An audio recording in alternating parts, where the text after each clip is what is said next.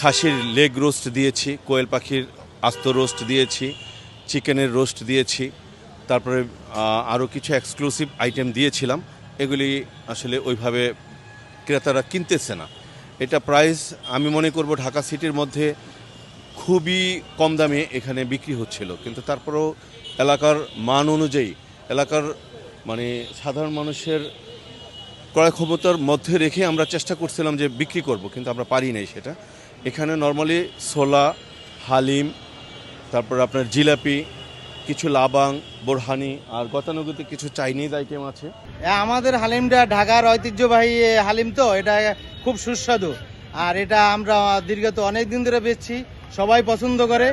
এবছর আমাদের হালিমটা খুব ভালো চলতেছে, আমরা খুব ভালো সাড়া পাইতেছি। চিকেন আইটেমগুলো বেশি যায় আর কি, চিকেন কাঠি kebab, chicken shashlik, chicken wings, chicken shawarma, এই জাতীয় আইটেম। আর অ্যাজ ইউজুয়াল যেগুলো যায় হচ্ছে আপনার পেঁয়াজু, আলুর চপ, বেগুনি, এইগুলো। ফল তো আমরা পছন্দ করি, ফল দিয়ে করি খেজুর বা শরবত। আর তেল জাতীয় খাবারগুলো বাজার যেগুলো বিক্রি হয় এগুলো তো ভালো, বাট ওরা ভালোভাবে করলে সেটাই ভালো হয় আর কি।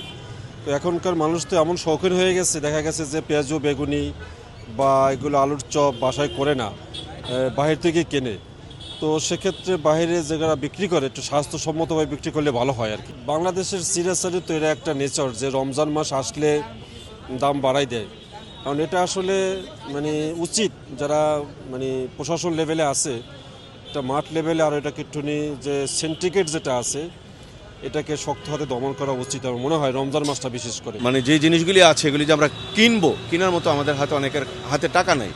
ইকুইটি যে টাকাটা লাগে, এই টাকাগুলি আমাদের মধ্যে নেই এখন মানুষের। আসলে একটা বড় ফ্যাক্টর কিনা আমি জানি না। তারপরে নতুন একটা সরকার আসছে দীর্ঘ 18 মাস পরে। এখন আজকে সরকারের মেয়াদও আজকে 3 দিন শেষ হলো। এখন এই সরকারকে আমাদের 6 মাস 1 বছর সময় দিতে হবে। তাদের কর্মপন্থা কি, মানুষের জন্য তারা কি করতে চাচ্ছে, মানুষকে তারা কি দিবে। মিল্ক ক্রিম আর এক্সাইটিং ফ্রুট ফ্লেভারে তৈরি হুররে ওয়েফারের মাঞ্চি টেস্টে আপনিও বলবেন টেনশন দূর রে, হয়ে যাক হুররে।